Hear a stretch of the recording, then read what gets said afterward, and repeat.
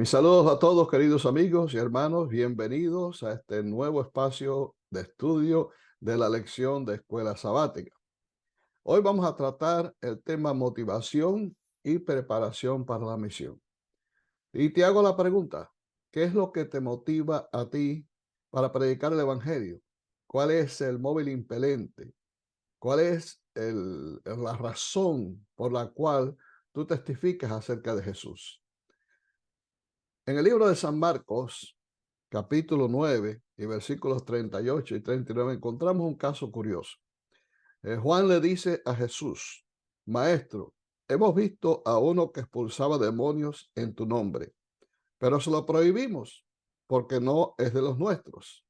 Pero Jesús le dijo: No se lo prohíban, porque nadie puede hacer un milagro en mi nombre y luego hablar mal de mí. Y el versículo 40 añade: El que no está contra nosotros está a favor de nosotros. Un texto muy interesante. Y me hace pensar cómo hay algunos que se sienten celosos porque algunos predican a Cristo y no están en nuestras filas, no pertenecen a nuestra denominación religiosa o no llevan nuestro nombre. Eh, Pablo en cierta oportunidad enfrentó este problema. Es un dilema que no solamente coexiste en tiempos bíblicos, sino también en nuestro tiempo. Y ahí en Filipenses capítulo 1 y versículos 15 hasta el 18, dice: es verdad que algunos predican a Cristo por envidia y contienda, pero otros lo hacen de buena voluntad. Estos lo anuncian por amor, sabiendo que estoy dispuesto para defensa del Evangelio. Otros anuncian a Cristo por rivalidad, no sinceramente, pensando añadir aflicción a mis prisiones. Pero fíjense ahora el pensamiento maduro del apóstol Pablo. Pero ¿qué importa? Lo importante es que por pretexto o por verdad, Cristo sea anunciado, y esto me alegra y me seguirá alegrando.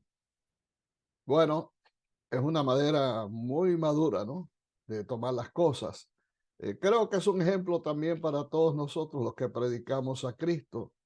Lo importante es que el nombre de Cristo sea predicado. Dios utilizó inclusive muchas veces elementos que para nosotros resultarían contradictorios. Utilizó a Balaán, por ejemplo, para bendecir al pueblo de Israel, y utilizó muchos recursos, por ejemplo, hasta el mismo diablo en ciertas oportunidades.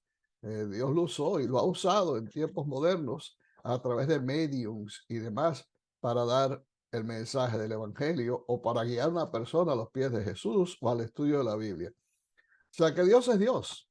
Dios es Dios. Y aunque alguna gente esté quizás confundida, aunque algunas personas lo hagan con un doble sentido, o una doble motivación o con un doble propósito, lo importante es que el nombre de Cristo sea predicado. Sé que esta es la base para la lección que vamos a estudiar en el día de hoy. Pero pensemos, por ejemplo, en el tiempo bíblico, cuando Jesús resucitó. Vamos a ver cómo reaccionaron las mujeres al enterarse de que Jesús había resucitado. Y una vez que ellas se sintieron impelidas a compartir ese mensaje, ¿qué reacción también tuvieron los discípulos? Así que nos vamos inmediatamente a nuestra lección de hoy. Y la primera pregunta que tenemos es: ¿cuál fue la respuesta de los que oyeron hablar del Cristo resucitado? Vamos a ir a Lucas capítulo 24 y vamos a leer ahí los versículos 5 al 11. ¿Por qué buscáis entre los muertos al que vive? Las mujeres habían ido temprano al sepulcro para ungir el cuerpo del Señor, como dicen los evangelios. Ellas, una vez que el viernes Jesús fue sepultado, regresaron a Jerusalén y descansaron conforme al mandamiento que eh, exigía que el sábado se dedicara plenamente al reposo sagrado, tal como también hoy en día debe de dedicarse. El sábado es un día especial. El sábado fue creado por Dios como un monumento en recordación de la creación. Es el que establece de que Dios es el creador de todas las cosas, y toda vez que nosotros nos reunimos para adorar a Dios en sábado, estamos recordándolo y estamos honrándolo como el creador. Así que ese sábado ellas lo descansaron y en una forma diferente. Había tristeza, no había gozo, porque ellos todavía no entendían plenamente el plan de la salvación. Así que no había un gozo en el corazón de aquellos discípulos, estaban heridos, estaban confundidos, no sabían exactamente qué es lo que estaba pasando, pensaban que Jesús se iba a liberar de sus captores, pero todo lo contrario, asumió pasivamente su destino, su suerte, y murió en la cruz. ¿Qué habría de suceder ahora en adelante? Así que con una fe bien débil estaban aferrándose a una promesa que realmente no habían entendido muy bien, de que al tercer día él resucitaría. Entonces estas mujeres, una vez que pasó el día de reposo, prepararon las especias y los ungüentos, vinieron al sepulcro para ungir el cuerpo del Señor, y ahí se encontraron dos varones, dos ángeles, que le preguntaron: ¿por qué buscáis entre los muertos al que vive? No está aquí, sino que ha resucitado. Acordaos de lo que os habló cuando aún estaba en Galilea, diciendo: es necesario que el Hijo del Hombre sea entregado en manos de hombres pecadores y que sea crucificado y resucite al tercer día. Entonces ellas se acordaron de sus palabras y, volviendo al sepulcro, dieron nuevas de todas estas cosas a los 11 y a todos los demás. Muchas veces la frustración, muchas veces el estrés, la ansiedad, las lágrimas, pueden turbar en nuestra mente los mensajes de esperanza y de fe que el Señor, a través de su palabra, nos ha dado. Eso le ocurre a todo el mundo, no es solamente a un grupo específico de personas. Cuando estamos atravesando por un evento traumático en nuestra vida, perdemos de momento de vista las promesas de Dios. Nos olvidamos de cuán maravilloso ha sido Dios con nosotros y cómo nos ha guardado y protegido, cómo nos ha conducido hasta ese momento. Y eso le sucedió a estas mujeres, le sucedió a los discípulos. Ellos olvidaron por completo la promesa del Señor, las palabras que el Señor les había dicho, advirtiéndoles de lo que habría de ocurrir para que estuvieran prevenidos. Ahora ellas vuelven del sepulcro gozosas, contentas, a dar las buenas nuevas a los 11 que habían quedado y a todos los demás que estaban reunidos allí. Y dice que eran María Magdalena y Juana y María, madre de Jacobo, y las demás con ellas, quienes dijeron estas cosas a los apóstoles. Ahora fíjense el resultado. Mas a ellos les parecían locura las palabras de ella y no las creían. ¿Cuántas veces tal vez haya pasado esto también en nosotros, que nos dan una buena noticia y decimos: es demasiado buena para ser verdad? Y aquí tenían a estas mujeres que le estaban dando la mejor noticia de todas: Jesús ha resucitado. Era de suponer que ellos recordaran las palabras de Cristo, que sí, iría a Jerusalén, padecería a los sacerdotes y a los escribas, moriría en una cruz crucificado, pero resucitaría al tercer día. Pero ellos olvidaron completamente esto y la tristeza, el dolor había nublado plenamente sus percepciones. De manera que, lejos de aceptar el mensaje de estas mujeres, les pareció que era locura, eran palabras de locas. Hoy hay mucha gente así. Hay mucha gente a quien ustedes les habla del precioso mensaje que tenemos, comparte con ellos la esperanza al regreso de Jesús y no le creen. Piensan que es demasiado bueno. Los problemas que atraviesan en el mundo de hoy, los sinsabores y las tragedias que rodean a mucha gente, les nublan el entendimiento, de manera que no pueden entender el mensaje de esperanza que la palabra de Dios nos presenta a todos nosotros. Amén de otras situaciones también que puedan presentarse. Estas mujeres son un símbolo del papel que todos debemos jugar al presentar el mensaje del Evangelio. Ellas vinieron con gozo. Una de las cosas importantes que la gente debe ver en nosotros cuando comunicamos el mensaje es gozo.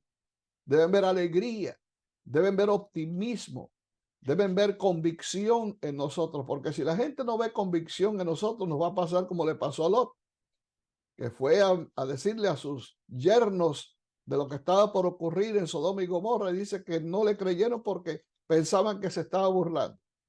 Y así les pasó también a los apóstoles. Y le pasa a mucha gente hoy en día, si realmente ellos nos ven en nuestro semblante, en nuestras palabras, las evidencias que les ayudan a comprender que estamos realmente convencidos de lo que estamos predicando. ¿Qué mayor motivación puede existir para la misión que dar a conocer a los demás lo que Jesús ha hecho por nosotros? La manera en que Jesús se ha comportado con nosotros, cómo el Señor nos ha bendecido. No tienes que dar un estudio bíblico, no tienes que predicar un sermón, simplemente ve y dile a los demás lo que Jesús ha hecho contigo, y ese es el factor más convincente que ellos puedan tener realmente de que Jesús es real, no es un ser ficticio, que Jesús les ama, y más aún, Él viene a buscarlos, Él viene a llevarlos a ese lugar de paz, a esas mansiones eternas donde no habrá más llanto, ni más dolor, ni más lágrima, ni más muerte. Ese es el mensaje de esperanza que tenemos y es un mensaje que debemos compartir con todo el mundo. Ahora veamos otro pasaje. ¿Qué ocurrió aquí y por qué fue una experiencia tan crucial para los apóstoles? En Lucas 24 nos presenta esta declaración. Entonces les abrió el entendimiento para que comprendiesen las escrituras y les dijo: así está escrito, y así fue necesario que el Cristo padeciese y resucitase de los muertos al tercer día, y que se predicase en su nombre el arrepentimiento y el perdón de pecados en todas las naciones, comenzando desde Jerusalén. Y vosotros sois testigos de estas cosas. He aquí, yo enviaré la promesa de mi Padre sobre vosotros, pero quedaos vosotros en la ciudad de Jerusalén hasta que seáis investidos de poder desde lo alto. Después de la resurrección, Cristo se encontró con sus discípulos, estuvo durante 40 días con los discípulos para instruirlos, para fortalecer su fe. Y una de las cosas que hizo fue precisamente abrirles el entendimiento para que comprendiesen las escrituras, porque hasta ahora los discípulos tenían la mente embotada, estaban llenos de prejuicios, de preconceptos, y eso había bloqueado por completo todo lo que el Señor podía vertir en sus mentes, todo lo que el Señor podía hacer por ellos, no había sido posible. Por lo tanto, fue necesario que Jesús hiciera una obra extraordinaria para que ellos pudieran comprender exactamente lo que las Escrituras decían. Y como vemos en el caso de los discípulos de Maús, dice que partiendo desde Moisés y siguiendo por todos los profetas, les declaró en las Escrituras lo que él decía. Una de las cosas importantes que aprendemos en este pasaje es que no solamente podemos entender del Señor acerca de su bondad, de su misericordia, por las bendiciones que hemos recibido de Él, pero más importante aún es poder entender la obra del Señor en nuestra vida, lo significativo que es seguir a Cristo a través del estudio de la palabra de Dios. La palabra de Dios juega un papel muy importante en el progreso de nuestra vida cristiana, en la entrega del alma a Dios, y no solamente en el convencimiento ni en el conocimiento de verdades bíblicas, sino para poder tener una relación profunda con el Señor. Tengamos en cuenta que, como bien tiene su nombre, la palabra de Dios es el mensaje que Dios tiene para nosotros. Son las cosas que el Señor desea compartir contigo y conmigo para que podamos ser salvos. Tal como le dijo Pablo a Timoteo, desde la niñez has conocido las sagradas escrituras, las cuales te pueden hacer sabio para la salvación por la fe que es en Cristo Jesús. Y también le dijo, toda escritura es inspirada divinamente y útil para enseñar, para redarguir, para corregir, para instruir en justicia, a fin de que el hombre de Dios sea perfecto, enteramente preparado para toda buena obra. El propósito de la palabra de Dios no es solamente instruir, sino más aún convertir a un alma a Cristo y también prepararlo para las buenas obras, transformar su vida, hacer de él una nueva criatura, listo para servir y listo también para compartir el mensaje precioso del Evangelio a toda persona con la cual se encuentre, a toda persona que necesita escuchar de ese mensaje. Y dice el Señor, ustedes son testigos de estas cosas. Por lo tanto, si tú eres testigo de lo que Jesús ha hecho en tu vida, lo único que tienes que hacer es presentar ese mensaje tan importante y tan impactante que nadie puede contradecir. El hecho de que Jesús ha sido para ti una bendición. Y debes recibir sobre todo el poder del Espíritu Santo. porque el Espíritu Santo es el que hace persuasiva y convincente la palabra del predicador evangélico. El Espíritu Santo es el que hace que las personas con las cuales vas a compartir ese mensaje estén listas para recibirla. Por lo tanto, siempre debes orar a Dios y pedirle a Dios que te llene de su Santo Espíritu. Y que el Espíritu sea el que prepare los corazones para cuando siembres la semilla, Él pueda lograr que esa semilla fructifique y dé frutos en abundancia para el reino de los cielos. Hay una esperanza maravillosa que tenemos que compartir, pero hay una misión también que debemos realizar. Los discípulos, una vez que Jesús habría de partir al cielo y finalmente partió, tuvieron una obra que hacer. Él les dijo que debían quedar en Jerusalén hasta que fueran investidos de poder desde lo alto. Pero ¿qué estaban haciendo ellos? Estaban pasivos, estaban allí simplemente pasando el tiempo, quizás divirtiéndose un poco. ¿Qué estaban realmente haciendo los discípulos mientras esperaban el cumplimiento de la promesa? Veamos el siguiente pasaje que se encuentra en Hechos, capítulo 1, versículos 12 al 14. Entonces los apóstoles volvieron a Jerusalén desde el monte del Olivar, que dista de Jerusalén poco más de 1 kilómetro. Cuando llegaron a Jerusalén, subieron al aposento alto donde se hallaban Pedro, Jacobo, Juan, Andrés, Felipe, Tomás, Bartolomé, Mateo, Jacobo, hijo de Alfeo, Simón el celote y Judas, el hermano de Jacobo. Entiéndase que este Judas no es el Iscariote ya se había suicidado. Así que este es Judas, el hermano de Jacobo. Dice, todos ellos oraban y rogaban a Dios continuamente en unión de las mujeres, de María, la madre de Jesús, y de sus hermanos. Había, según el relato bíblico, alrededor de 120 discípulos en el aposento alto. Eso nos hace pensar que el aposento alto no era pequeño, era bastante grande, era un salón espacioso. Y ahí se reunían esos discípulos no solamente para compartir experiencias, pero más aún para orar intensamente mientras esperaban el cumplimiento de la promesa. En ese tiempo que estuvieron allí, se arreglaron las diferencias que los habían separado. Me imagino que se pidieron perdón por causa de errores que cometieron, quizás alguna ofensa. El asunto era prepararse, el asunto era estar espiritualmente listos para que Dios pudiera concederles el regalo del Espíritu Santo. Yo pienso que en nuestros días, en que la promesa debe cumplirse de nuevo, de acuerdo a lo que dice Joel 2, debemos tener un aposento alto también en nuestras vidas. Debemos tener un aposento alto en nuestro hogar. Debiéramos tener un aposento alto en todas nuestras iglesias y buscar insistentemente y en oración el poder del Espíritu Santo. Pero hay que hacer una obra. Hay que hacer una obra de consagración, de entrega total. El asunto de orar no es cuestión que debe dejarse a un lado para cuando sea necesario, para cuando tengamos un problema de salud o no tengamos trabajo o cualquier otra circunstancia. No, debiéramos tener siempre una vida de oración ferviente, solicitando a Dios el poder celestial cada mañana cuando nos levantamos. Dentro de las cosas que pedimos a Dios, lo primero que debemos pedir es el bautismo del Espíritu Santo para nuestra vida. Porque sin el Espíritu Santo vamos a carecer de poder para compartir el mensaje. Sin el Espíritu Santo no vamos a tener las palabras adecuadas para hablarles a otros acerca de Jesús. Sin el Espíritu Santo va a ser imposible que nuestra vida sea transformada de tal manera que impacte a los oyentes.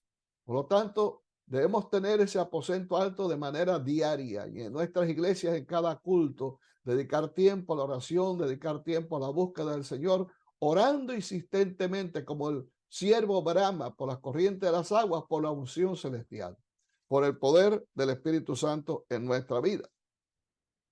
Y tal como dice el libro de Hechos, en capítulo 2, finalmente el cumplimiento de la promesa tuvo efecto. Cuando llegó el día de Pentecostés, estaban todos unánimes juntos. A mí siempre me ha llamado la atención esta expresión de unir estos dos complementos que nos ayudan a entender en qué condición se encontraban los discípulos.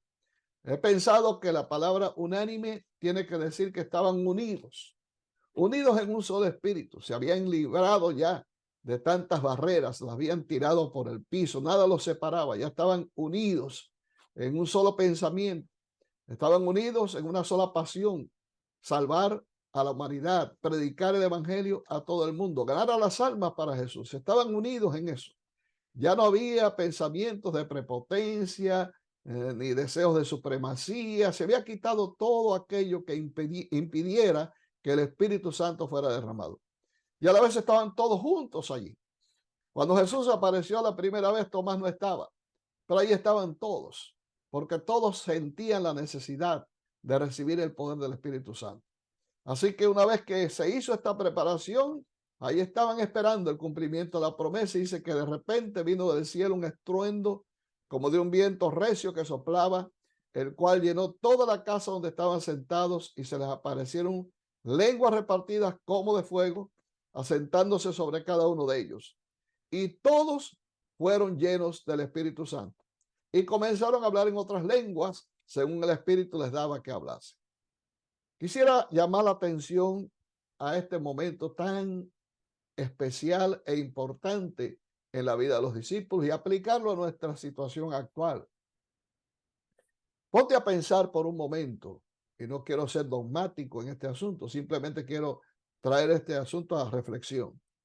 ¿En qué están enfrascadas nuestras iglesias en estos días modernos?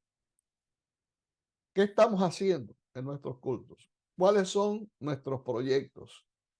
¿Cuál es aparentemente la misión que estamos desarrollando en nuestros programas? ¿Qué es lo que estamos buscando? ¿Cuál es el propósito de cada sermón? ¿Qué es lo que estamos predicando a la iglesia, a las visitas que llegan a la iglesia? ¿Cómo nos estamos desarrollando nosotros en vista al cumplimiento de una misión que debe concluir para que Cristo venga nuevamente a la tierra? Me hace pensar de que quizás en algún sentido estamos un poco alejados del centro que debiéramos mantener mientras esperamos el regreso de Jesús. Los discípulos entendieron esto, ellos lo llegaron a comprender y se enfrascaron en un solo propósito: estar listos para la recepción del Espíritu Santo. Pero pienso que muchas veces estamos vacíos en cuanto al tipo de liturgia que tenemos, programas y demás. Puede existir quizás un concepto de que debo hacerlo lo mejor posible para que todo quede bien, para que la gente esté contenta, para que la iglesia se llene, para que los hermanos se sientan estimulados a venir a la escuela sabática, para que todos podamos estar juntos acá adorando al Señor y que disfruten de la música, del sermón. Debemos traer el mejor predicador para que esto sea estímulo para la asistencia, etcétera, etcétera, el mejor evangelista para que la campaña sea un éxito y tengamos muchas visitas. Siempre estamos pensando en la periferia, siempre estamos pensando en lo que son elementos foráneos que realmente no están directamente relacionados con lo que Dios quiere que estemos relacionados para llenar nuestro vacío existencial y nuestro vacío espiritual con el don inefable de su Santo Espíritu. No sé si me van entendiendo, pero si no estamos enfocados directamente en una búsqueda de Dios, si no estamos centrados en librarnos de todas las cosas que nos separan, si no estamos conectados a través de la palabra en un estudio profundo, no para demostrar cuán sabios somos ni cuánto conocemos, sino para buscar al Señor de todo corazón, con ayuno, con lloro y lamento, como dice el profeta Joel, evidentemente estamos bastante lejos del centro y el derramamiento del Espíritu Santo seguirá distanciándose hasta no sé cuándo. Y eso es lo que a mí me está preocupando desde hace mucho. Entonces, me parece que debiéramos reflexionar en esto. Los discípulos tuvieron que hacerlo, porque hasta ese instante se habían dedicado a otras cosas, pero no eran las importantes. Lo más importante ahora era aprovechar ese tiempo de solamente 10 días. Imagínate, 10 días, nada más, un poquito más de una semana, en una preparación total, y al final de esos 10 días, Dios derramó su Santo Espíritu. ¿Cuánto tiempo requiere para que una iglesia pueda realmente estar lista para recibir el Espíritu Santo? Cuando llegó el día de Pentecostés, estaban todos allí unánimes y juntos. ¿Cómo están nuestras iglesias hoy? ¿Cómo está nuestra hermandad? a decir verdad, separados. Unos predicando una cosa, otros otra, divididos por cuestiones internas también, por enseñanzas foráneas y espurias que se han metido dentro de la iglesia, unos tomando partido por un lado y otros tomando partido por otro. En esa situación estamos nosotros y cada cual trata de prevalecer. ¿Cómo puede Dios derramar su Espíritu Santo en condiciones como esas? Indudablemente, no creo que sea posible, a menos que tengamos un aposento alto, para que cuando llegue ese día, cuando llegue el Pentecostés que ha de visitarnos, entonces Dios conceda derramarnos su Espíritu. Es algo en lo cual debemos meditar y por eso quiero compartir con ustedes esa inquietud. Fíjense que cuando esto ocurre, algo interesante pasó. Inmediatamente los discípulos comenzaron a hablar en otras lenguas según el Espíritu les daba que hablasen. ¿Por qué Dios en aquel instante hizo que los discípulos pudieran hablar en lenguas diferentes?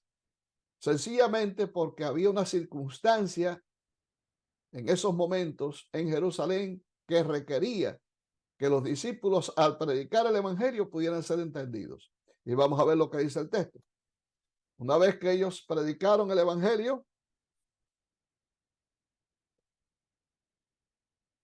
así que en esos momentos, cuando Pedro se levantó y lleno del Espíritu comenzó a predicar a Cristo, algunos pensaron de que estaban borrachos, pero Pedro les advirtió y les reconvino que no estaban borrachos, sino que esto era el cumplimiento de la profecía del profeta Joel. Y ahí les presentó a Cristo. Y entonces la gente estaba confundida. ¿Cómo es posible que estemos oyéndolo a él en nuestros propios idiomas? Aquí venimos de diferentes nacionalidades y cada cual habla un dialecto distinto, un idioma distinto. ¿Y cómo es que todos lo escuchamos? O sea que aquel momento yo pienso que Pedro habló en su propio idioma, posiblemente habló en griego, pero todos le entendieron en aquel instante en sus idiomas correspondientes. Claro, el que sabía griego lo entendió en griego, pero los demás no. Los partos, los medos, los elamitas, los que venían de diferentes lugares, los del Ponto, de Capadocia, todos lo entendieron a él en su propio dialecto. O sea que el Espíritu puede trabajar de diferentes maneras. El Espíritu puede hacer que tú hables diferentes lenguas o sencillamente que en un momento dado prediques en tu propio lenguaje y todos los que están ahí que hablan diferentes idiomas te pueden escuchar al mismo tiempo. O sea que funciona como un traductor en las Naciones Unidas. Qué interesante cómo Dios hace las cosas para que el evangelio pueda llegar a cada persona en su propio idioma y pueda recibir el mensaje de esperanza. Me da alegría saber que Dios no escatima medios ni recursos para que todo el mundo pueda conocer el mensaje que tenemos, el precioso mensaje del evangelio del reino. Por eso Cristo, cuando en su cosmovisión compartió con los discípulos la obra que debían realizar, les dijo: ustedes me serán testigos en Jerusalén, en Judea, en Samaria y hasta lo último de la tierra. No importa en qué idioma hable la gente, cuando ustedes prediquen, la gente los va a escuchar en su propio idioma. Ese es el poder que debe acompañarnos en este tiempo, el poder del Espíritu Santo para que se haga efectiva la obra de Cristo en cada lugar, en cada rincón y en cualquier idioma que sea necesario. Así que cuando Pedro predica con ese ímpetu, con esa pasión a Cristo, sucedió un efecto también increíble, porque el Espíritu Santo no solamente produjo un cambio en los apóstoles, el Espíritu Santo no solamente produjo también cambios histriónicos en la forma en que los apóstoles se presentaron, el asunto de las lenguas y cuestiones adicionales, sino que también provocó un impacto en aquella gente que estaba allí, aquellos miles de personas que se reunieron allí en Pentecostés, estaban realmente siendo impactados por el poderoso mensaje del discurso de Pedro. Y miren los resultados. Al oír esto se compungieron de corazón y dijeron a Pedro y a los otros apóstoles: varones hermanos, ¿qué haremos? Y Pedro les dice: arrepentíos y bautícese cada uno de vosotros en el nombre de Jesucristo para perdón de los pecados y recibiréis el don del Espíritu Santo. Así que los que recibieron su palabra fueron bautizados y se añadieron aquel día como 3,000 personas. Te voy a hacer mención de algunos puntos que encuentro en este pasaje. Número 1, cuando el Espíritu Santo trabaja en el corazón del ser humano, al escuchar el mensaje de la palabra, lo convence de pecado. Esa es una de las obras que Jesús dijo el Espíritu Santo habría de hacer. Convencerlos de pecado. En aquel momento, toda aquella gente fue constreñida, fue impactada por el mensaje y se dieron cuenta que eran culpables. Pedro les acusó y les dijo, ustedes fueron los que crucificaron al Mesías, al enviado de Dios. Y cuando ellos se dieron cuenta de que sus manos estaban manchadas de sangre, se vieron perdidos. Una de las cosas que hace el Evangelio, una de las cosas que hace la palabra de Dios, enseñarnos, mostrarnos claramente que somos pecadores. Y cuando nos damos cuenta que somos pecadores, nos damos cuenta también de que la paga del pecado es muerte. Por lo tanto, nos sentimos perdidos, estamos condenados a muerte. Pero el Evangelio no nos deja así. El Evangelio no va a darnos simplemente una declaración empírica de que estamos perdidos y estamos condenados y tenemos que cargar con nuestra suerte. De ahí viene el segundo paso. El segundo paso es la pregunta que hicieron esta gente. ¿Qué haremos? ¿Qué podemos hacer para librarnos de esta sentencia de muerte? Es la reacción natural de un alma que ha sido subyugada por el poder del Espíritu Santo, que ha tenido un encuentro con Jesús, que ha visto la fealdad de su condición pecaminosa. Y ahora brota del corazón naturalmente la pregunta, ¿qué haremos? ¿Qué podemos hacer para ser salvos? Tal como dijo el carcelero de Filipo, varones, ¿qué haré para ser salvos? Y Pablo le contestó, solamente cree en Jesucristo y serás salvo tú y tu casa. Y ahora Pedro hizo lo mismo. Les dio la respuesta, les dio la medicina en sus propias manos. Pedro les dice, arrepentíos y bautícese cada uno de vosotros en el nombre de Jesucristo para perdón de los pecados y recibiréis el don del Espíritu Santo. Tan sencillo como eso.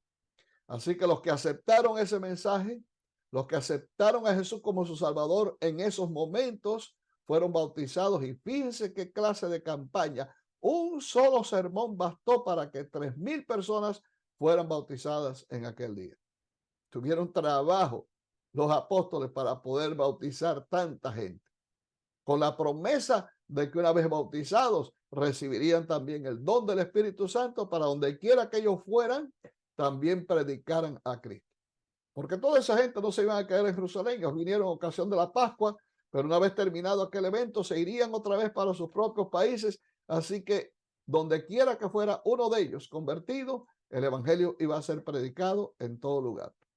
Esa es la obra, esa es la misión, ese es el poder que debe acompañarnos para que podamos realmente cumplir la misión en este tiempo y el mundo sea invadido con el precioso mensaje del evangelio de Cristo. Pero ¿cómo funcionaron las cosas dentro de esa iglesia que recién se estaba formando? Una incipiente iglesia que no tenía esa formación cristiana, que no tenía muchos elementos de juicio, que no tenía mucha experiencia. ¿Qué fue lo que pasó? ¿Qué fue lo que el Espíritu Santo logró hacer en aquella iglesia que la hizo una potencia arrolladora para atraer a otros más, a otros muchos, a los pies de Jesús? Veamos lo que nos dice el relato bíblico. Este es un resumen que nos da también la palabra de Dios en Hechos 2 de las características que tenía esta iglesia.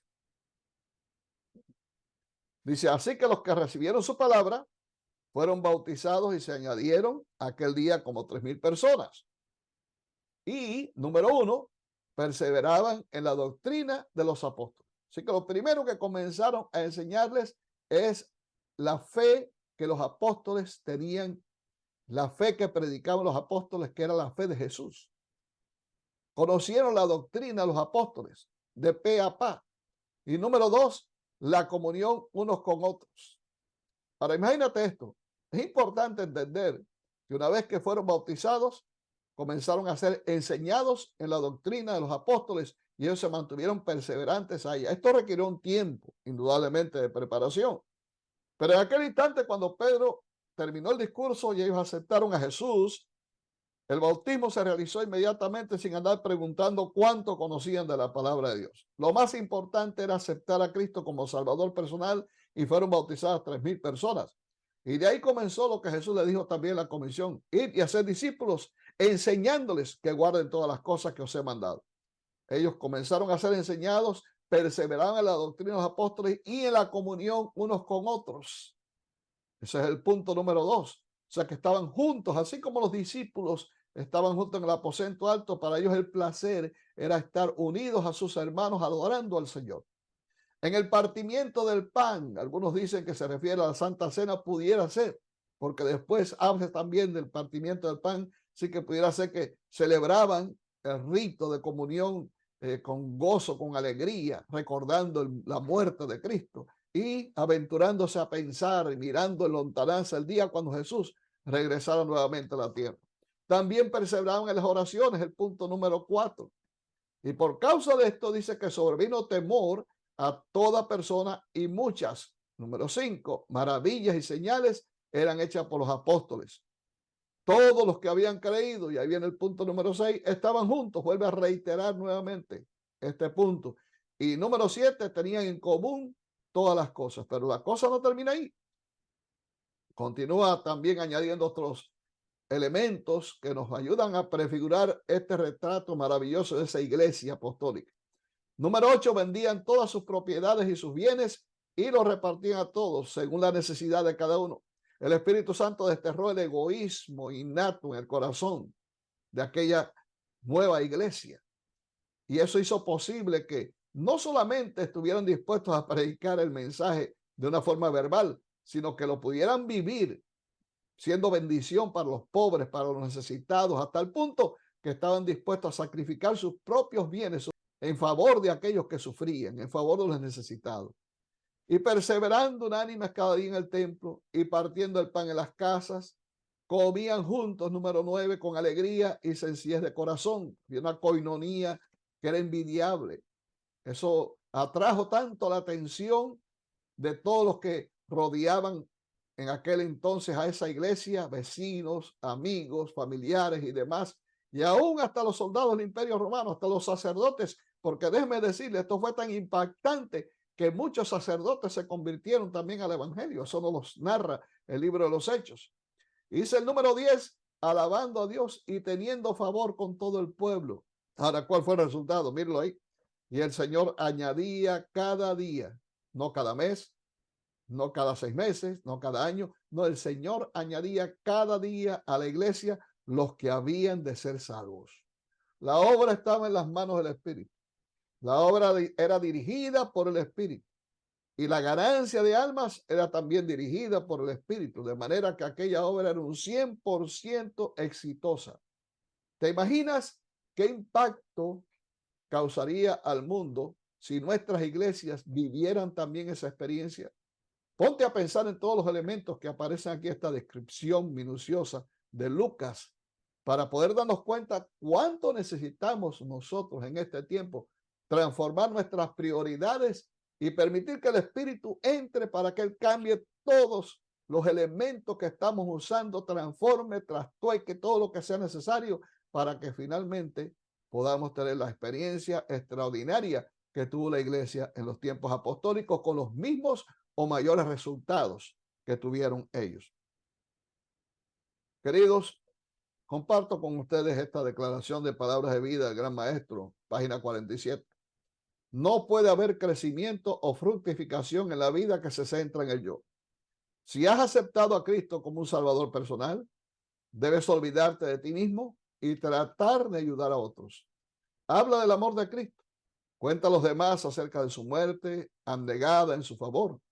A medida que recibas el Espíritu de Cristo, el espíritu de amor, desinteresado y trabajo por otros, crecerás y darás fruto. Tu fe se incrementará, tus convicciones se profundizarán, tu amor se perfeccionará. Creo que esta declaración cierra con broche de oro nuestra lección en estos momentos en que hemos estudiado la motivación y preparación que debemos tener para la misión. Allí está todo lo que realmente debiéramos tener en cuenta para que personalmente y también colectivamente seamos un poder arrollador que predique al mundo el regreso de Jesús, que podamos compartir el mensaje con poder y que el Espíritu Santo pueda moverse en nosotros y a través de nosotros para atraer a los corazones sinceros a los pies de Cristo. Que Dios nos ayude y que Dios nos bendiga para que podamos ir adelante como los discípulos hicieron, haciendo esa obra, uniéndonos todos en ese aposento alto buscando al Señor incesantemente en oración, en ayuno, para que así el Señor pueda concedernos su espíritu y podamos estar con Jesús. Dios te bendiga, es mi deseo y oración.